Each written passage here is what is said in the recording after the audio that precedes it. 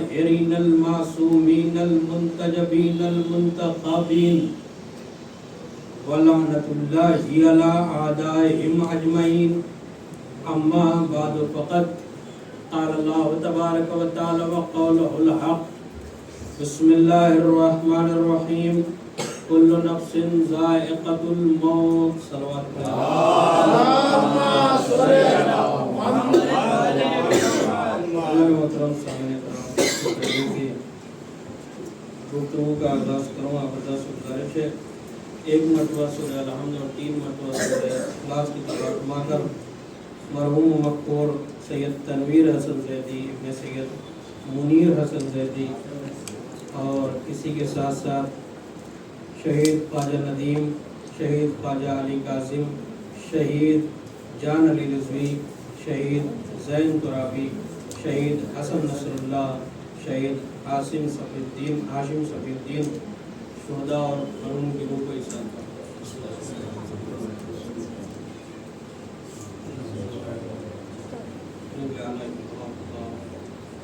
اللہ الرحمن الرحیم قل اللہ احد اللہ الصمد لم یلد ولم یولد ولم یکن له بسم اللہ الرحمن الرحیم قل اللہ احد الصمد لم یلد ولم یولد ولم یکن له بسم اللہ الرحمن الرحیم قل اللہ احد اللہ الصمد لم یلد ولم یولد ولم یکن له کفوا احد اللهم صل علی محمد وعلى محمد اللهم صل على محمد وعلى محمد اللهم صل على محمد وعلى محمد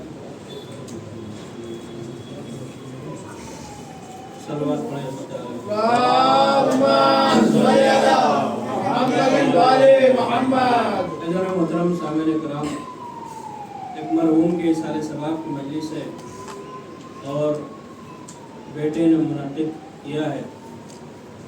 آپ دیکھیں والد کی اہمیت قرآن نے بیان فرمایا ہے۔ اللہ نے کہا کہ جب والدین میں سے کوئی ایک تمہارے پاس آئے اور اس عالم میں کہ وہ ضعیف ہو، انہیں اف تک نہ کہنا۔ یہ جو ہے اہمیت ہے والدین کی۔ والد اپنے بیٹے کو بہت زیادہ چاہتے ہیں، ماں بھی چاہتی ہے، مگر ماں کی محبت میں اور باپ کی محبت میں فرق یہ ہے کہ ماں جو ہے اپنی محبت ظاہر کر دیتی ہے، مگر باپ چاہتا ہے مگر اپنی محبت ظاہر نہیں کرتا۔ دیکھیں ایک باپ اپنے بیٹے کو کتنا چاہتا ہے۔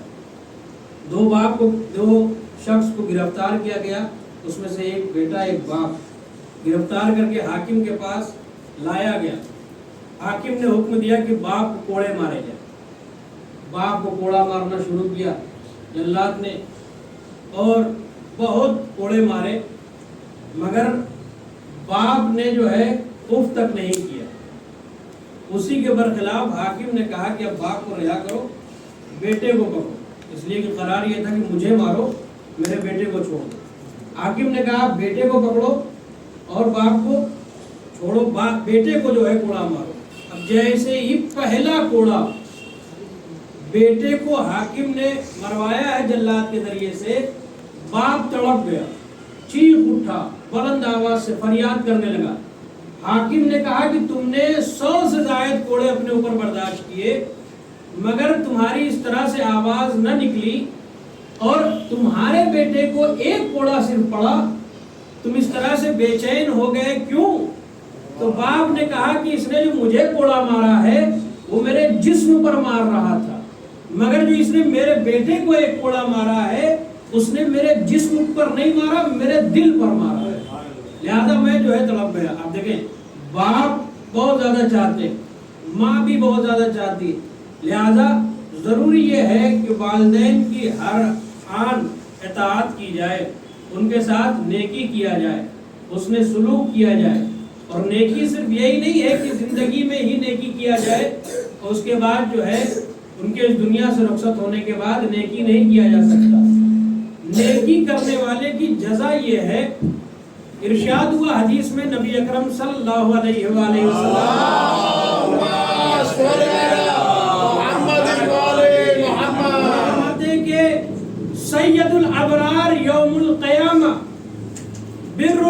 والدین فی حیاتہ و بعد موتہ، کہا کہ محشر کے دن تمام نیکی کرنے والوں کا سردار وہ ہوگا جو اپنے باپ کے ساتھ والدین کے ساتھ نیکی کرے، فی حیات ہی ان کی زندگی میں، وہ بعد موت ہی اور مرنے کے بعد بھی نیکی کرے۔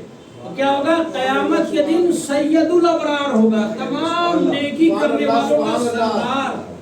کسی خطیب کی خطابت نہیں ہے، نبی کا قول ہے، وہ نبی کی جس کے لیے نبی نے اللہ نے کہا کہ میرا حبیب اس وقت تک کلام ہی نہیں کرتا جب تک وحی الہی نہ ہو جائے، وہ نبی کا قول کہ سید الابرار یوم القیامہ، قیامت کے دن سب سے بڑا سردار نیکی کرنے والوں کا وہ ہوگا جو اپنے والدین کے ساتھ نیکی کرے، حیات میں بھی اور مرنے کے بعد بھی۔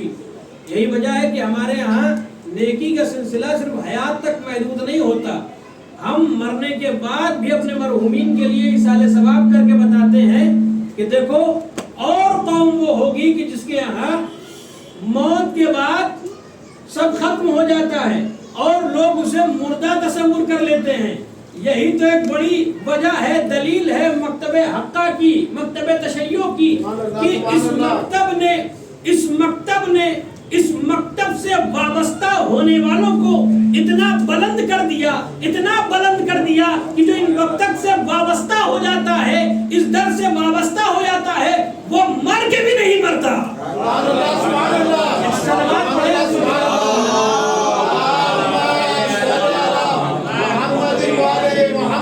مر کے بھی نہیں مرتا۔ لوگ کہتے ہیں صاحب اگر کسی کو میک صحیح کرنا آتا ہے تھوڑا سا ظاہر کم کر دیجیے، ایک سلوات پڑھیں عظمت علیہ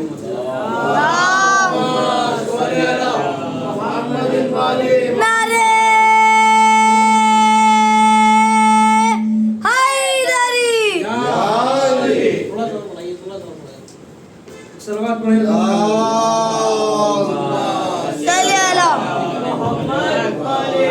یہ مکتب ہمیں حیات عطا کرتا ہے۔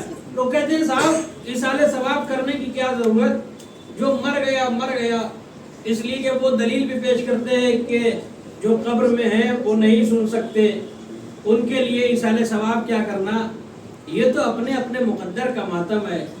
تمہارے ہاں جو مر گیا وہ مر گیا، ہمارے ہاں تو زندگی ہی موت کے بعد ہوتی ہے۔ ہمارے ہاں تو زندگی ہی موت کے بعد ہوتی ہے۔ تم اسے موت سمجھتے ہو، ہمارے مکتب میں اسے حیات کہا جاتا ہے۔ جبکہ صحیح بخاری میں روایت موجود ہے کہ جب ایک وارث اپنے مرحوم کی قبر پر جاتا ہے تو مرنے والا صاحب قبر اتنا زیادہ سنتا ہے کہ چپل کی آواز بھی مرنے والا سنتا ہے، نعلین کی آواز بھی مرنے والا سنتا ہے۔ آپ دیکھیں جو صاحب قبر ہوتا ہے وہ سنتا ہے۔ یہی وجہ ہے کہ جب مولا امیر جنگ صفین سے پلٹ رہے تھے تو مولا امیر جب کوفے میں آئے تو مولا نے زندوں کو خطاب نہیں کیا بلکہ مردوں کو خطاب کر کے کہا، یا اہل الدیار الموحشہ والمحال المغفرہ والقبور المظلمہ، یا اہل التربہ، یا اہل الغربہ، یا اہل الوحدہ، یا اہل الوحشہ، انتم لنا فرتن سابقن ونحن لکم تبع لاحقن۔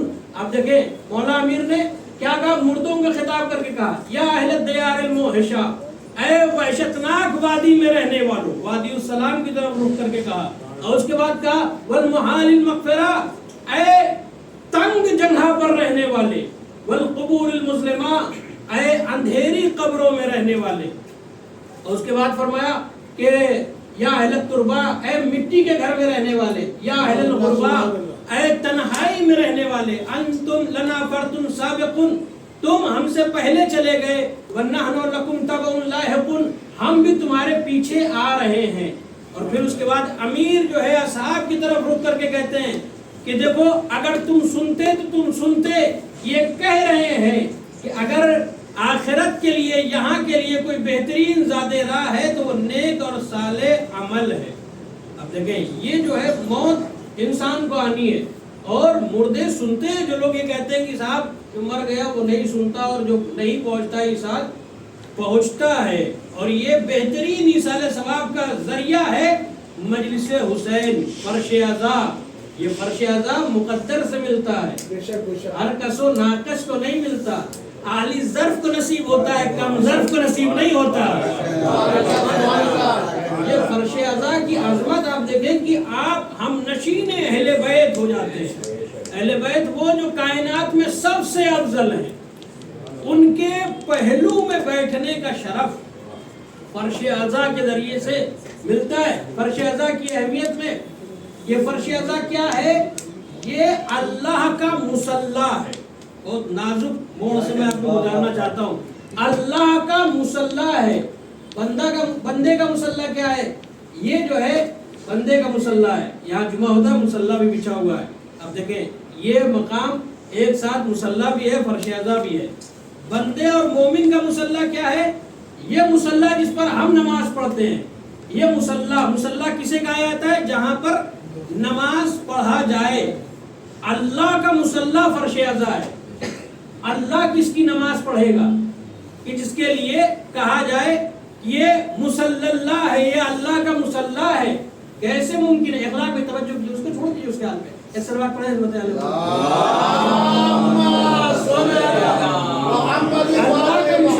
بہت نازک مرحلے سے میں آپ کو گزار رہا ہوں، ذرا سا ذہن ادھر ادھر جائے گا، پھر بات جو ہے کہیں اور چلی جائے گی۔ یہ دیکھیں اللہ کا مصلی کیا ہے؟ فرش اعضا اللہ کا مصلی، ہم جس پر نماز پڑھتے ہیں یہ ہمارا مصلی۔ فرش اعضا اللہ کا مصلی کس نے کہا؟ شہید نور اللہ شوستری علیہ الرحمہ فرماتے ہیں، ایک سلوات پڑھے حضرت علی۔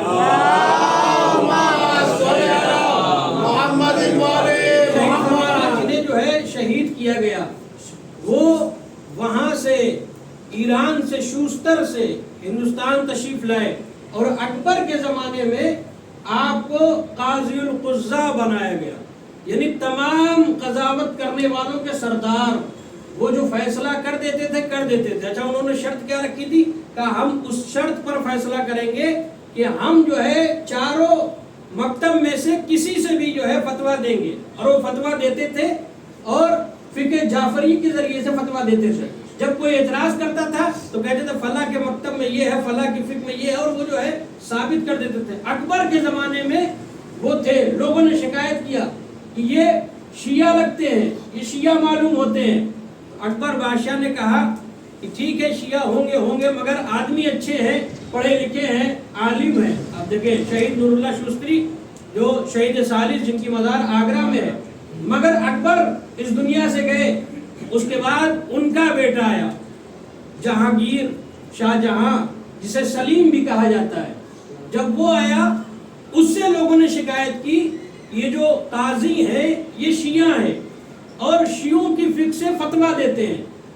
تو جہانگیر نے کہا کہ اگر آپ کے پاس کوئی ثبوت ہے تو پیش کیجئے۔ اب ان لوگوں نے جو درباری علماء تھے 52-53 علماء تقریباً، جو ان سے حسد کرتے تھے، جلتے تھے، انہوں نے ثبوت اکٹھا کرنا شروع کیا، اور ایک شخص کو ان کے پیچھے لگایا، اور وہ گیا، اس نے احقاق الحق کتاب جس کی وجہ سے شہید کو شہید کیا گیا، اس سے کچھ جو ہے ثبوت جمع کر کے لے کر آئے، جس میں اس بات کیا شہید نور اللہ شوستری نے کہ نبی کے بعد کون جانشین ہوگا، کون نبی کا جانشین ہوگا۔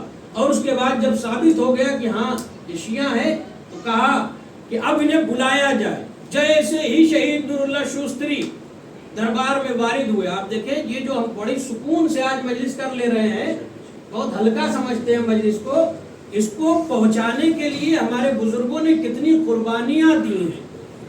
بڑے بڑے ظالم حاکم بادشاہوں کے دور سے یہ سفینہ اعضا گزر کے آج ہم تک پہنچا ہے۔ بنی امیہ ختم ہو گئی، بنی عباس ختم ہو گئے، بڑے بڑے حاکم سلطنتیں ختم ہو گئی، مگر یہ عزاداری آج بھی باقی ہے۔ اب جب بلایا گیا تو اس سے پہلے جب آتے تھے شہید نور اللہ شوستری، ان کا انداز الگ ہوتا تھا، تقیے میں تھے، مگر جب انہیں معلوم ہو گیا تو اب عالم یہ ہے کہ سر پر سیاہ امامہ ہے، ہاتھ میں حقیق کی انگوٹھی ہے اور عصا ہے، یا علی یا علی یا علی کہتے ہوئے یا علی کہتے ہوئے مغلیہ دربار میں داخل ہوئے۔ اب جیسے ہی یا علی کی صدائیں بلند ہوئی، سلیم نے کہا، جہانگیر نے کہا کہ تم علی علی کی صدائیں دے رہے ہو، کیا تم شیعہ ہو؟ تو انہوں نے سینے پہ ہاتھ مار کے کہا الحمدللہ میں فخر سے بیان کرتا ہوں کہ میں شیعہ ہوں. ابھی تک آپ تقیے میں تھے, اتنے سال بڑے عہدے پر تھے, آپ یہاں پر بھی تقیہ کر لیجئے, کچھ کہہ دیجئے, آپ کی جان بچ جائے گی. تو عجب نہیں شہید نور اللہ شوستری جواب دیں کہ اب میری زبان پر علی آ گیا ہے, علی کے نام پر تقیہ نہیں ہوتا.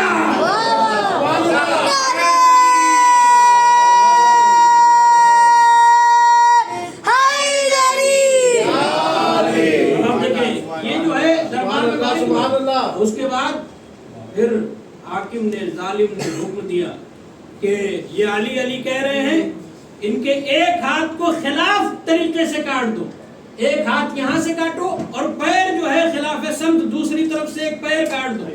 اور اس کے بعد جب ہاتھ و پیر کاٹ دیا گیا, مغلیہ سلطنت میں جو ظلم ہوا شہید نور اللہ شوستری کے اوپر, قاضی نور اللہ شوستری شہید ثالث جن کی مزار آگرہ میں ہے, اب جب ہاتھ و پیر کاٹ دیا گیا, خون بہ رہا تھا. علی کا چاہنے والا کیسا ہوتا ہے, اب خون بہ رہا تھا, اتنے میں علی علی کی صدائیں دے رہے تھے. اب حاکم نے کہا کہ ان کی زبان بھی کاٹ دو, ان کی زبان بھی کاٹ دو. شہید نور اللہ شوستری کہتے ہیں علی کی محبت میں زبان کاٹنا یہ آج کی سزا نہیں ہے, پرانی سزا ہے. نیسن کی زبان بھی ابن زیاد نے کاٹا تھا, کہا یہ تو پرانی سزا ہے علی کی محبت میں زبان کاٹ دینا. اب دیکھیں آپ کی زبان کو کاٹ دیا گیا اور اس کے بعد سر و تن میں جدائی کر دی گئی, اور آپ کے جنازے کو لے جا کر دریا کے کنارے ایک ایسی جگہ پر رکھا, پھینک دیا جہاں پر کوئی جاتا نہیں تھا. کچھ دن بعد آپ کی تدفین ہوئی. آج شہید نور اللہ شوستری کی بارگاہ موجود ہے, دربار موجود ہے, مگر سلطنت مغلیہ کا کوئی نظر نہیں آ رہا ہے. صلوات پڑھے مجھے آل محمد.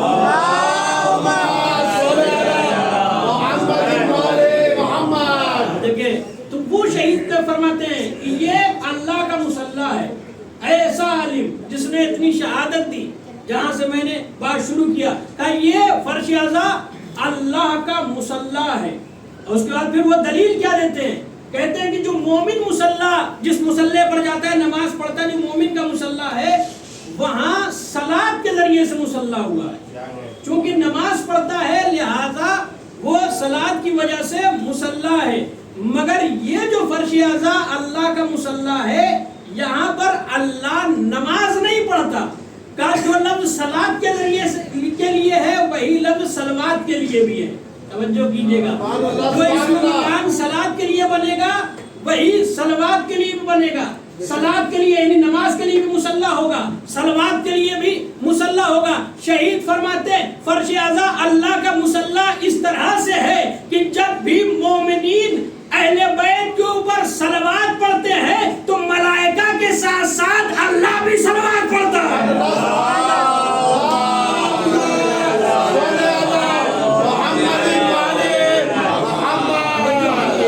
یہ اللہ کا مصلی ہے اور کہیں اور یہ شرف نہیں ملے گا. یہ فرش اعضا کی وہ عظمت ہے کہ جسے بیان کرنے والا بیان نہیں کر سکتا. آپ دیکھیں کہ یہ مجلس کتنے دور سے کتنے ادوار سے گزری ہے, اور ہم جو الحمدللہ ماننے والے ہیں اہل بیت کے ماننے والے.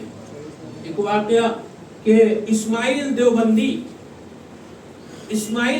جو بہت بڑے مناظر گزرے ہیں, مناظرہ کرتے تھے. اب وہ جو ہے پہلے دوسرے مکتب میں تھے, شیعہ ہو گئے. ایک جگہ مناظرے کے لیے آئے, مناظرے میں کچھ دیر تھی تو یہ وضو کرنے کے لیے تھوڑا باہر نکلے.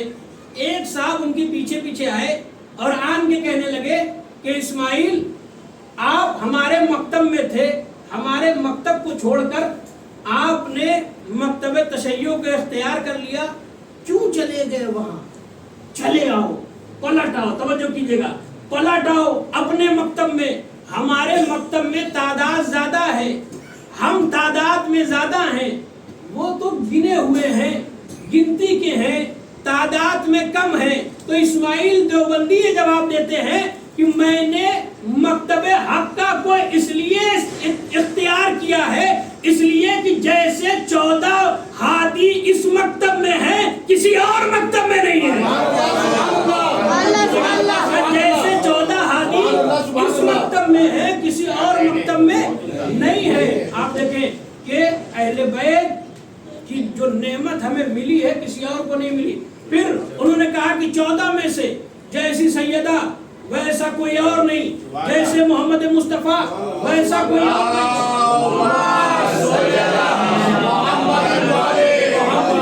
جیسے علی مرتضیٰ ویسا کوئی اور نہیں۔ پھر فرماتے ہیں کہ اسماعیل دیوبندی کہتے ہیں کہ میں نے اس لیے اختیار کیا کہ کوئی اور ہادی مجھے نہیں ملا کہ جس نے ضمانت لی ہو کہ میں مرنے کے بعد قبر میں آؤں گا۔ کہا کہ کسی بھی مکتب کے لیڈر نے، رہنما نے، ہادی نے، قائد نے، امام نے ذمہ داری نہیں لی ہے کہ مرنے کے بعد میں قبر میں آؤں گا۔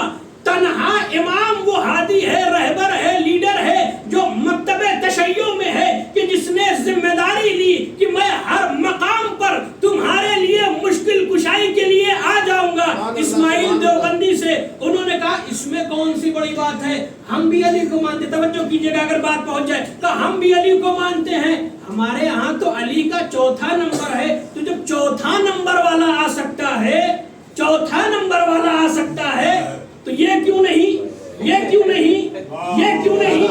جب 4تھا آ سکتا ہے تو یہ بھی آ سکتے ہیں۔ یہ جملہ دینے جا رہا ہوں، جیسے چاہے سن لیجئے، یہ بھی آ سکتے ہیں، یہ بھی آ سکتے ہیں، یہ بھی آ سکتے ہیں۔ تو اب جیسے اسماعیل دیوبندی کے دہن میں مولا نے اپنی زبان ڈال دی ہو، اسماعیل دیوبندی کہتے ہیں بدبخت کیا بکتا ہے، ارے جو نبی کے جنازے پر نہیں آیا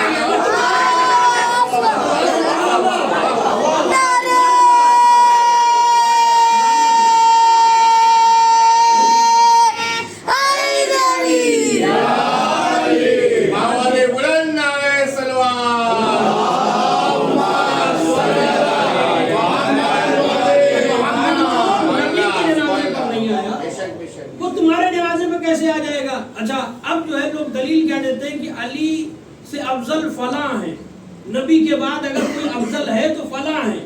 دلیل کیا دیتے ہیں؟ کہتے ہیں کہ چونکہ علی کو انہوں نے نماز پڑھایا ہے، علی ان کے پیچھے نماز پڑھ چکے ہیں، آپ سنتے رہتے ہیں نا، علی ان کے پیچھے نماز پڑھ چکے ہیں، لہذا یہ جو ہے علی سے افضل ہے۔ انہیں نہ کچھ کہیے، یہ علی کے بھی امام ہیں، یہ علی کے بھی امام ہیں، نبی کے بعد سب سے افضل فلاں صاحب ہے، اس لیے کہ یہ علی کے بھی امام ہے۔ نتیجہ دینے جا رہا ہوں صحیح بخاری سے اگر بات پہنچ جائے، صحیح بخاری باب نزول حضرت عیسیٰ میں یہ ہے کہ جب حضرت عیسیٰ نازل ہوں گے تو حضرت عیسیٰ پیچھے کھڑے ہو کر نماز پڑھیں گے، ان کے آگے امام مہدی ہوں گے۔ صحیح بخاری کے جملے ہیں باب نزول حضرت عیسیٰ میں، کیا کہتے ہیں؟ امام مہدی آگے ہوں گے، جناب عیسیٰ پیچھے ہوں گے۔ تو بھیا وہ آخر جب آئے گا تو اس کے پیچھے عیسیٰ جیسا نبی نماز پڑھے گا، تو جب آخر کسی کے آگے پیچھے نماز نہیں پڑھ سکتا، توجہ کیجئے گا، جب آخر کسی کے پیچھے نماز نہیں پڑھ سکتا عیسیٰ جیسا نبی کے پیچھے بھی، تو پھر اول کسی کے پیچھے کیسے پڑھے گا؟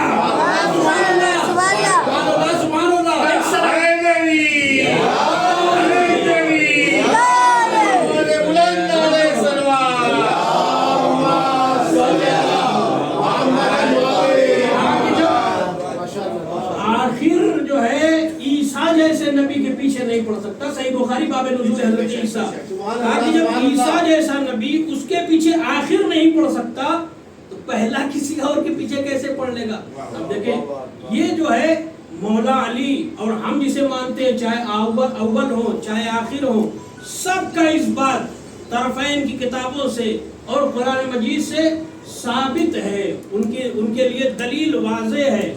چاہے غیبت کا مسئلہ ہو یا کوئی اور مسئلہ ہو، امام کے لیے غیبت ہے، اور صرف امام کے لیے غیبت نہیں، نبی کے لیے بھی غیبت رہی ہے، مولا علی کے لیے بھی غیبت رہی ہے۔ نبی بھی اپنے زمانے میں غیبت میں تھے۔ شب ہجرت کا واقعہ اب دیکھیں مولا علی چادر اوڑھ کر سو رہے ہیں اور نبی انہی کے درمیان تمام قبیلے والوں کے سردار کے درمیان نبی ان کی آنکھوں کے سامنے سے گزر گئے مگر سردار نہیں دیکھ پائے. یہی تو ہے نا غیبت کا مفہوم. جب وہ چاہیں تو اپنے اعجاز کے ذریعے سے دکھا سکتے ہیں, اگر وہ چاہیں تو اپنے آپ کو مخفی کر سکتے ہیں. نبی کو قتل کرنے کے لیے ایک شخص آیا, تلاش کر رہا تھا حجرے میں, نبی اپنے ساتھی کے ساتھ بیٹھے ہوئے تھے, تلوار لے کر آیا, قتل کرنا چاہتا تھا. جس کے ہم مہمان ہوئے تھے وہ پریشان ہو گیا, کہیں ابھی نبی کو قتل کر دے گا, آنے والا تلوار لے کر آیا ہوا ہے. نبی نے کہا گھبراؤ نہیں, وہ مجھے نہیں دیکھ پائے گا. توجہ کیجئے گا, کہا وہ مجھے نہیں دیکھ پائے گا. وہ آیا اور نبی کے سامنے نبی کے بارے میں پوچھ کر چلا گیا. ساتھی جو تھا صحابی پریشان ہو گیا, یا رسول اللہ یہ کیسے؟ فرمایا کہ ہمارے پاس اعجاز ہے, ہم جس کے لیے چاہے ظاہر ہو جائے, جس کے لیے چاہے غیبت میں چلے جائے.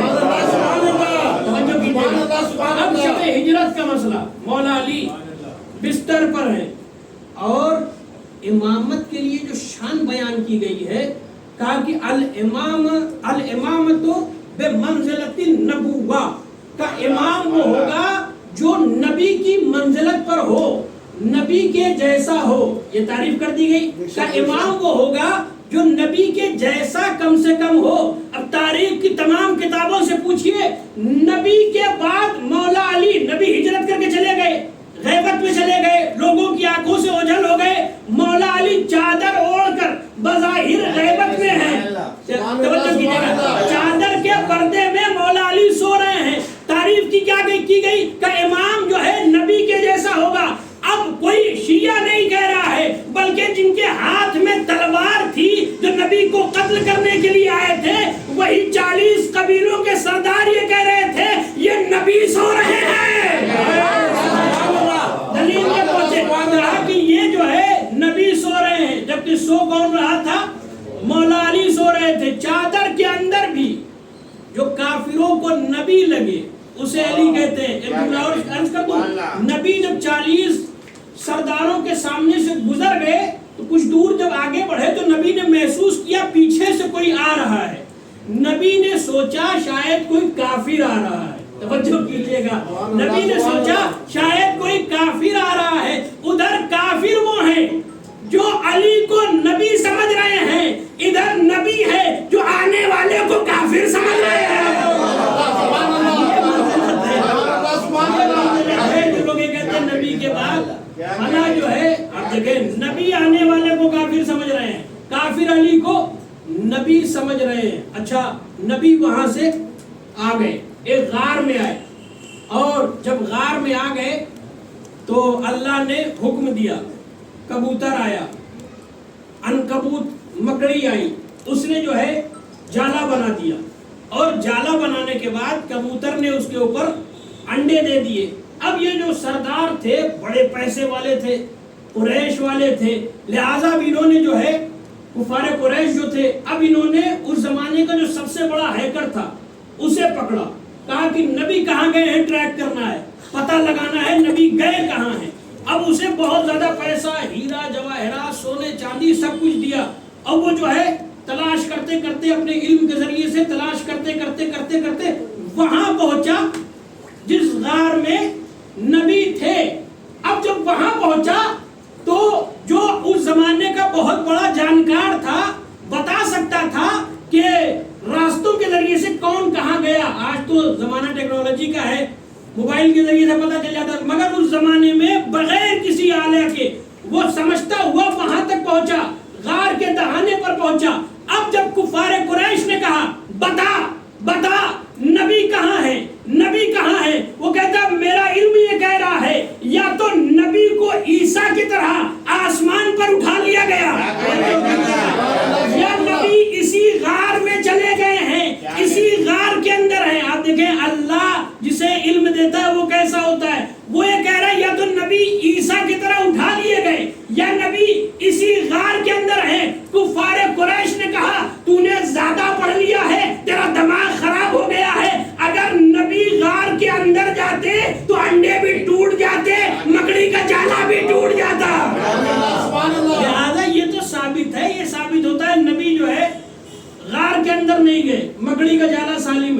کبوتر کے انڈے بھی سالم ہیں۔ اب آپ دیکھیں کہ یہ جو ہے نبی وہاں بظاہر غیبت میں تھے، مگر اس کے بعد کفار قریش یہ سوچ رہے تھے کہ نبی کہیں اور چلے گئے، اللہ نے محفوظ رکھا۔ اچھا یہ تو بات تھی جو طرفین کی کتابوں میں تھی۔ اب آئیے بہار الانوار کی روایت سناتا ہوں، لطف آ جائے گا مجلس کا، مرحوم کے لیے ایصال ثواب ہو جائے گا۔ بہار الانوار کی روایت میں علامہ مجلسی کہتے ہیں کہ جیسے ہی مکڑی نے جال بنا دیا اور کبوتر نے آ کر انڈا دے دیا، جبکہ مکڑی کا گھر جو ہے گھروں میں سب سے زیادہ کمزور گھر ہے۔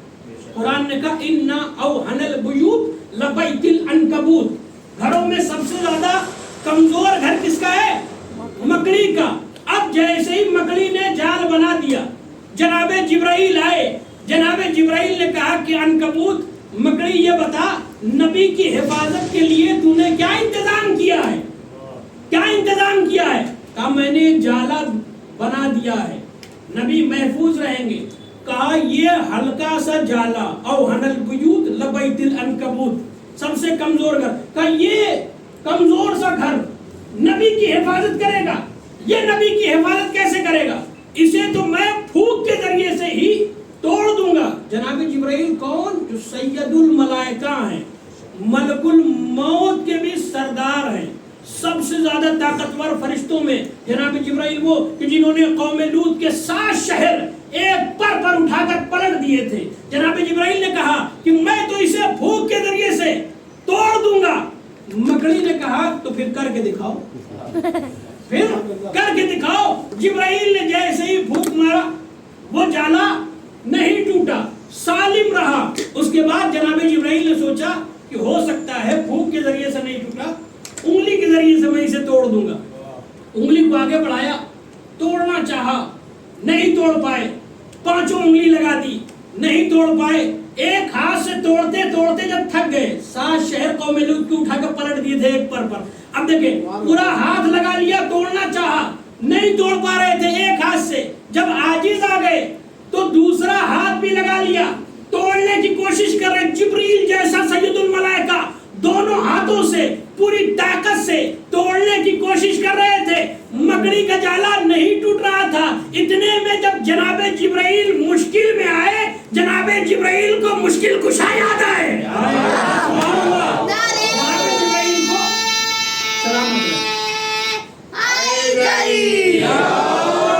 جناب جبرائیل کو مشکل کشا یاد آئے۔ جناب جبرائیل نے جیسے ہی چاہا یا علی کہہ کر میں جالے کو توڑ دوں، ایک مرتبہ مکڑی آگے بڑھی، اس نے کہا کہ سید الملائکہ جبرائیل خبردار علی کا نام نہ لینا، اس لیے کہ یہی نام لے کر ہم نے اس کو مضبوط کیا ہے۔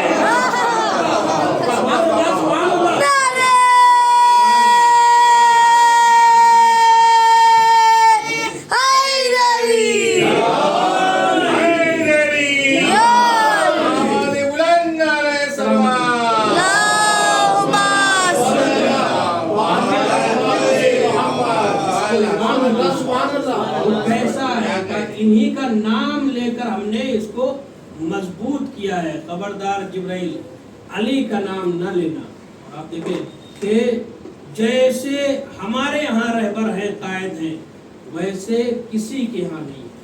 نبی نے فرمایا اولنا محمد، اوسطنا محمد، آخرنا محمد، وکلنا محمد، ہمارے ہاں سب کے سب محمد ہیں۔ یہی وجہ ہے کہ جب تک مولا علی چادر میں تھے لوگ محمد سمجھ رہے تھے، جیسے ہی چادر سے ظاہر ہوئے لوگوں نے کہا یہ تو علی ہے۔ اسی طرح جب تک ہمارے آخری قائم پردے میں ہیں محمد ہیں، جب ظاہر ہوں گے ذوالفقار لے کر علی بن جائیں گے۔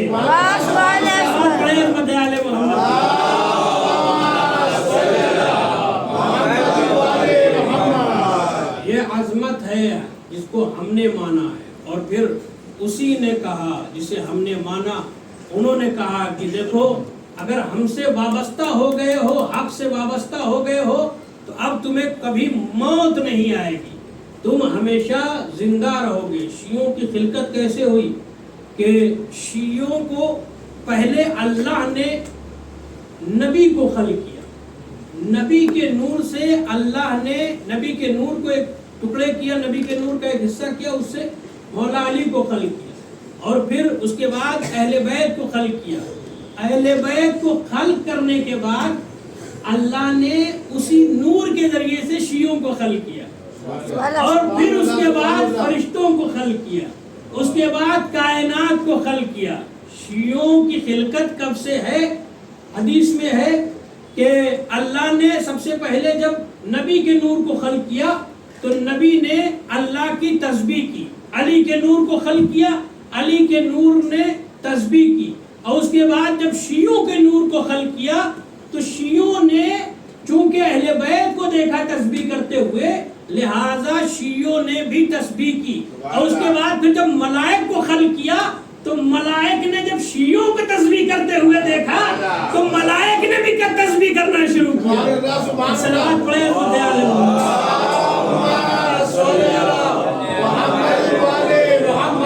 یہ عظمت ہے شیعوں کے چاہنے، جو مولا علی کے چاہنے والے ہو جاتے ہیں شیعہ، ان کی یہ عظمت ہے۔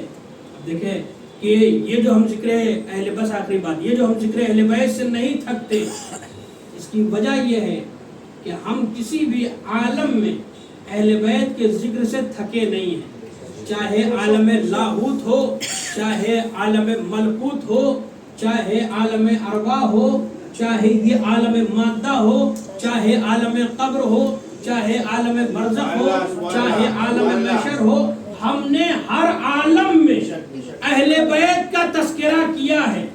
ہوا کی زد پر چراغوں کو جلا دیتے ہیں، قصر باطل میں ان الحق کی صدا دیتے ہیں۔ ہوا کی زد پر چراغوں کو جلا دیتے، کیوں نہیں تھکتے؟ ہم نے عالم ارواح میں اہل بیت کا ذکر کیا، ہم نے عالم ملکوت میں اہل بیت کا ذکر کیا، ہم نے عالم لاہوت میں اہل بیت کا ذکر کیا، ہم نے عالم مادہ میں اہل بیت کا ذکر کیا، ہم عالم قبر میں بھی اہل بیت کا ذکر کریں گے، ہم عالم محشر میں بھی اہل بیت کی ذکر کریں گے۔ ہوا کی زد پر چراغوں کو بجھا جلا دیتے ہیں، قصر باطل میں ان الحق کی صدا دیتے ہیں۔ جب بھی محسوس ہوئی مجلس و محفل میں تھکن، حوصلہ سید سجاد بڑھا دیتے ہیں۔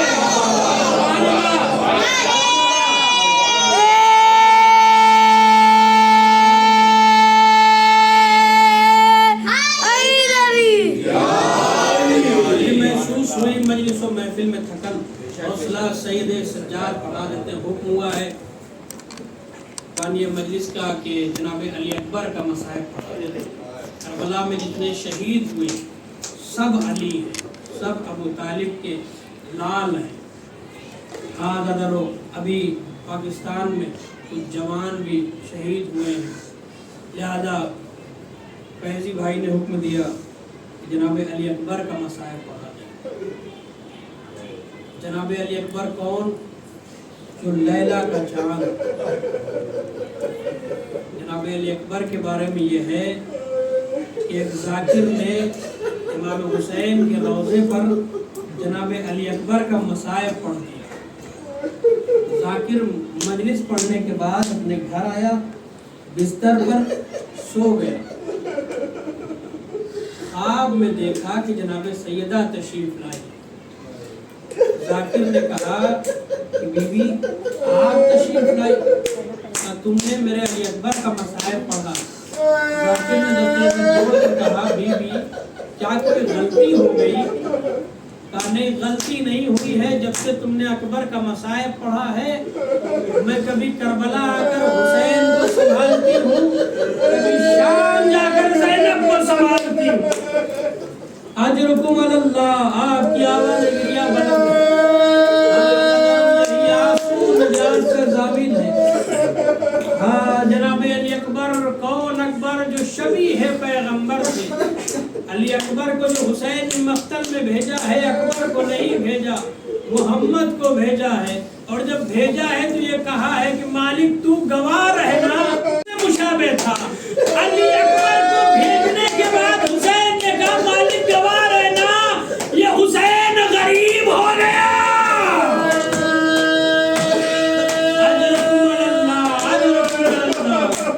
ایک ہندو شاعر نے کہا اس سے بڑھ کر اور کیا ہوگی عطا شبیر کی، اپنا اکبر دے دیا اللہ اکبر کے لیے۔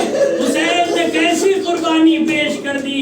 ہاں زادارو جب سب شہید ہونے لگے ایک مرتبہ جناب علی اکبر آئے دستے ادب جوڑ کر کہتے ہیں کہ بابا جان مجھے مرنے کی اجازت دیجیے, بابا جان مجھے مرنے کی اجازت دیجیے. المختصر جناب علی اکبر کو اجازت مل گئی. جناب علی اکبر مقتل میں آئے. آپ سنتے رہتے ہیں کہ جناب علی اکبر جب گھوڑے پر سوار ہوتے تھے تو بڑی تیزی سے گھوڑے کو لے کر جاتے تھے. میرے ساتھ احساسات کی دنیا میں آئیے تاکہ مسائل کا یہ فقرہ سمجھ پائیے. ہاں جب کوئی جوان سواری پر سوار ہوتا ہے سواری کو بڑی تیزی سے چلاتا ہے. اکبر جیسا جوان گھوڑے پر سوار ہے, گھوڑا ہوا سے باتیں کر رہا ہے. اتنے میں اکبر نے محسوس کیا پیچھے کوئی چلا آ رہا ہے. اب جو اکبر نے مڑ کر دیکھا تو ضعیف باپ کمر کو تھام کے جا بنیا محلن محلہ میرے لال اکبر ذرا آہستہ. اجرکم اللہ اجرکم اللہ میرے لال اکبر ذرا آہستہ. اکبر گھوڑے سے زمین پر ہے. امام حسین نے فرمایا میرے لال اکبر کاش تم صاحب اولاد ہوتے. یہ سوال نہ کرتے میرے لال. اکبر گھوڑے کو سوار ہوئے مقتل میں آئے. قیامت کا جہاد کیا, قیامت کا جہاد کیا. بہت سے شامیوں کو فنار کیا. ایک مرتبہ پیاس کا غلبہ جاری ہوا. اکبر پلٹ کر امام حسین کے پاس آئے. آن کے کہتے بابا تھوڑا سا پانی ہو تو دے دیجئے. بابا پیاس مارے ڈال رہی ہے. بابا اگر پانی مل جائے تو میں ان شامیوں کو خیبر و خندق کا نقشہ یاد دلا دوں. ایک مرتبہ امام حسین فرماتے میرے لال اکبر تمہیں تو معلوم ہے خیمے میں پانی نہیں. نہیں احساسات کی دنیا میں میرے ساتھ آئیے تاکہ مسائل کی فکرے کو محسوس کر سکے. عزادارو اگر کسی کا اکلوتا بیٹا ہو, باپ بہت امیر ہو اور بیٹے کو خدا نخواستہ کوئی مرض لگ جائے اور ڈاکٹر یہ کہہ دے اب تمہارا بیٹا بچے گا نہیں, باپ پوری دولت اس کو صحیح کرنے میں صرف کر دے اور آخر میں جب باپ کو معلوم ہو کہ اب میرا بیٹا بچے گا نہیں, ایسے عالم میں اگر بیٹا کسی شے کا سوال کر دے غریب باپ ہوگا, مفلس و نادار باپ ہوگا, لاکھ جتن کر کے چاہے گا وہ چیز فراہم کر دے. اکبر نے کسی اور شے کا سوال نہیں کیا تھا, بابا تھوڑا سا پانی دے دیجئے. ہائے امیر باپ کا بیٹا حسین اتنا غریب ہو گیا تھا. آواز دی اکبر میری زبان اپنے دہن میں رکھ لو, شاید تمہیں سکون مل جائے. اب جیسے ہی امام حسین کی زبان اکبر نے اپنی دہن میں رکھی ہے, اگر حسین کی پیاس کو کوئی سمجھا ہے تو وہ جناب علی اکبر ہے, اور اگر اکبر کی پیاس کو کسی نے محسوس کیا ہے تو وہ امام حسین ہے. ہاں زادرو امام حسین کتنے پیاسے تھے, امام حسین کتنے پیاسے تھے. امام حسین کا مصائب یہی ہے کہ سب نے امام حسین سے کہا آقا پیاس مارے ڈال رہی ہے, کسی نے کہا مولا پیاس مارے ڈال رہی ہے, کسی نے کہا بابا پیاس مارے ڈال رہی ہے. سب نے حسین سے کہا مجھے پیاس لگی ہے, مگر حسین نے کسی سے نہیں کہا کہ حسین کی پیاس کو اگر کوئی سمجھا ہے تو اکبر ہے. حسین کتنے پیاسے تھے, اتنے پیاسے تھے کہ حسین جب دیکھنا چاہتے تھے زمین سے آسمان تک امام حسین کو دھواں دھواں سا رہا تھا. زبان دی ہے جناب علی اکبر نے. جناب علی اکبر نے کہا بابا آپ کی زبان میں تو کانٹے پڑے ہیں. ہاں عزادارو ایک مرتبہ جناب علی اکبر مقتل میں دوبارہ آئے, قیامت کا جہاد کیا. ایک نیزہ چلا اکبر کے کلیجے میں لگا, اکبر زین سے زمین پر آئے. حسین مقتل میں مرثیہ پڑھتے ہوئے چلے. میر انیس کا مرثیہ تو آپ سنتے ہیں نا. ہاں زادر امام حسین نے کیا کہا, مقتل کی سمت روتے چلے شاہ کربلا, کہتے تھے سب سے ہے وہ کہاں میرا محلقہ, آنکھوں سے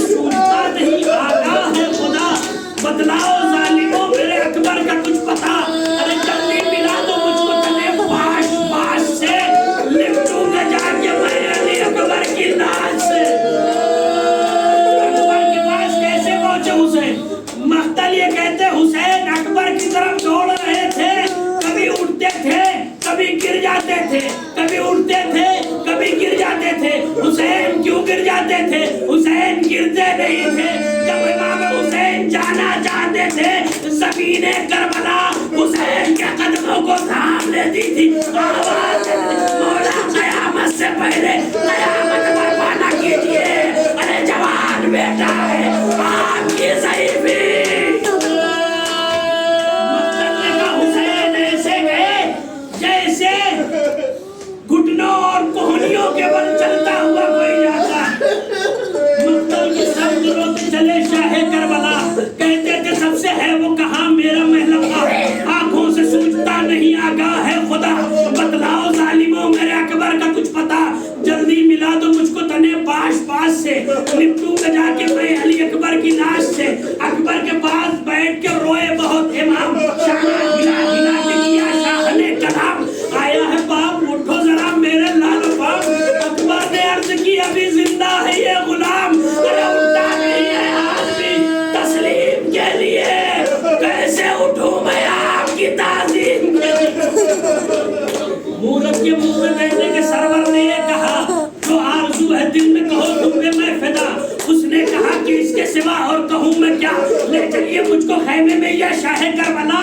حسرت ہے یہ پھوپھی کو پھر ایک بار دیکھ لوں مادر کا اپنی آخری دیدار. مقتل نے کہا حسین کی غربت کو مقتل نے بیان کیا. اکبر تذکرہ کر رہے تھے گفتگو کر رہے تھے. اتنے میں اکبر کے منہ پر حسین نے اپنا منہ رکھ دیا. وضع خدہ علی خد. حسین نے اپنا رخسارہ اکبر کے رخسارے پر رکھ دیا. اکبر گفتگو کرتے کرتے خاموش ہو گئے. امام حسین نے کہا میرے لال اکبر بولو. بڑی اچھی گفتگو کر رہے تھے. ضعیف باپ دیکھتا رہا. جوان بیٹا زمین کربلا پر ایڑیاں رگڑنے لگا. روح سے اسری سے پرواز کر گئی. لاش اکبر کی جو مقتل سے اٹھا لائے حسین. نوجوان کو سفید سے اٹھا لائے حسین. چاند کو شام کے بادل سے اٹھا لائے حسین. جابلم شیر کو جنگل سے اٹھا لائے حسین. تیس دان کے اکبر کو میں لایا بانو. چھن گیا